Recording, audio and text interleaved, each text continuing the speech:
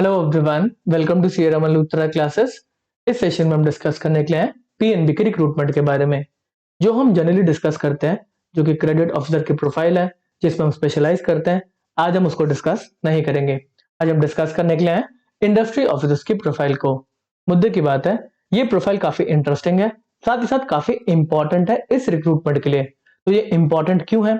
उसका पहला रीजन है कि यहाँ पे 75 वैकेंसी है, और दूसरा सबसे बड़ा रीजन है कि यहाँ पे जो साइंस साइड के ग्रेजुएट है, जिन्होंने बैचलर्स कर रखी है इंजीनियरिंग में या फिर जिन्होंने बीटेक कर रखी है, वो एलिजिबल है इस एग्जामिनेशन को देने के लिए। कोई भी एक्सपीरियंस का रिक्वायरमेंट नहीं है।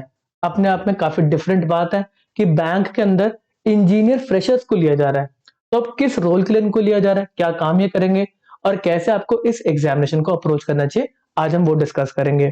तो यहाँ पर मैं कोई कोर्स लेके नहीं आऊंगा, मैं फाइनेंस साइड पढ़ाता हूँ बच्चों को। तो इंडस्ट्री ऑफिसर्स प्योर टेक्निकल है, प्योर इंजीनियरिंग साइड का, तो उसको आपको कैसे अप्रोच करना चाहिए, बस हम वो वीडियो बना रहे हैं आपके लिए। ठीक है जी, चलिए यहाँ पर हम एक बार नोटिफिकेशन को देख लेते हैं। ऑफिसर्स इंडस्ट्री की पोस्ट के ऊपर स्केल 1 के लेवल पे आपको रिक्रूट करा जाएगा।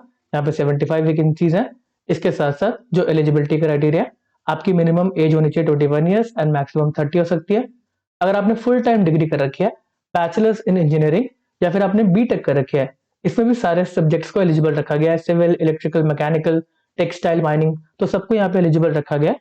आपके मिनिमम मार्क्स होने चाहिए 60%, तो आप एलिजिबल है इस एग्जामिनेशन को देने के लिए। अब पहला क्वेश्चन आता है कि इंडस्ट्री ऑफिसर कौन सा काम करते हैं। तो जब कोई पर्टिकुलर क्लाइंट या फिर प्रोजेक्ट एक बैंक के पास आता है अप्रेज होने के लिए कि आज इसको लोन देना है, तो जो फाइनेंशियल स्टेटमेंट का एनालिसिस होता है वो क्रेडिट ऑफिसर करते हैं।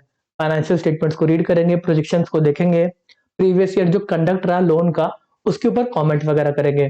तो यहाँ पर क्रेडिट ऑफिसर फाइनेंशियल का टेक केयर करता है, और यहाँ पे एक इंडस्ट्री ऑफिसर का भी रोल आता है, जो यहाँ पे प्रोजेक्शंस करी जा रही है, जो प्रोजेक्ट लगाने की बात कर रहे हैं, क्या वो टेक्निकली फीजिबल है कि नहीं है, क्या वो वायबल है कि नहीं है।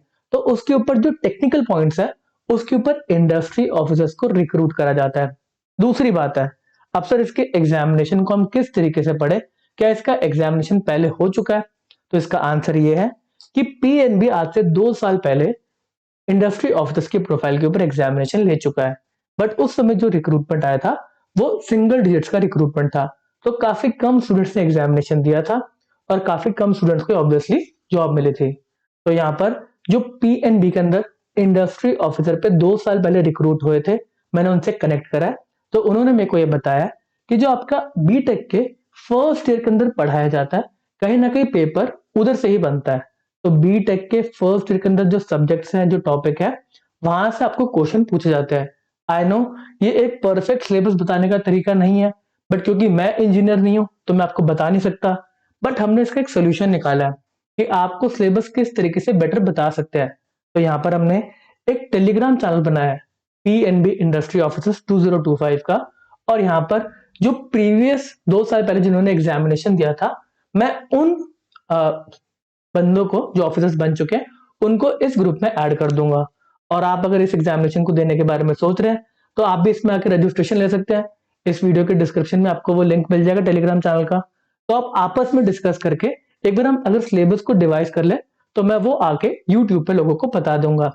इसमें मेरा कोई रोल नहीं है, ना मेरा कोई कोर्स है, सिर्फ हेल्प करने के लिए मैं सारे के सारे काम कर रहा हूँ, क्योंकि बड़े सारे लोग मेरे को रीच आउट कर रहे हैं कि इस इंडस्ट्री ऑफिसर्स की प्रोफाइल के बारे में हमें बताइए। ठीक है ना? तो मेरा इतना ही रोल था। आगे जाके अगर कोई अपडेट आता है कि आपको आइडिया मिल गया कि आपको पढ़ना क्या है, आपको एग्जामिनेशन देना है कि भी नहीं देना, काफी सारे इंजीनियर्स हैं जिनको बहुत टाइम हो गया अपनी पढ़ाई छोड़ो, अब वो फाइनेंस साइड की पढ़ाई कर रहे हैं, तो कहीं ना कहीं आपको रिविजिट करना पड़ेगा जो आपने इंजीनियरिंग के अंदर फर्स्ट ईयर के अंदर चीजें पढ़ी थी। तो अगर आप वो कर सकते हैं तो आपको एग्जामिनेशन देना चाहिए। आगे जाके आप मेरे से कनेक्टेड रह सकते हैं। अगर कोई इन्फॉर्मेशन, पुख्ता इन्फॉर्मेशन मिलेगी, तो मैं आपके लिए और वीडियोस लेकर आ जाऊंगा यूट्यूब पे। ऑब्वियसली टेक्निकल चीजों पे वीडियो नहीं आएगी, सिर्फ आपको क्या करना चाहिए, किस तरीके से पढ़ना चाहिए। अगर मेरे को सब्जेक्ट्स पता चल जाते हैं, टॉपिक पता चल जाते हैं, तो वो भी मैं आके एक बार आपको यूट्यूब पे बता दूंगा। ठीक है ना? चलिए, ये इन्फॉर्मेशन वीडियो थी, इसको यहाँ पे समाप्त कर रहे हैं। मिलेंगे आपसे आगे और भी नॉलेजेबल सेशंस के लिए। Okay tata, bye bye.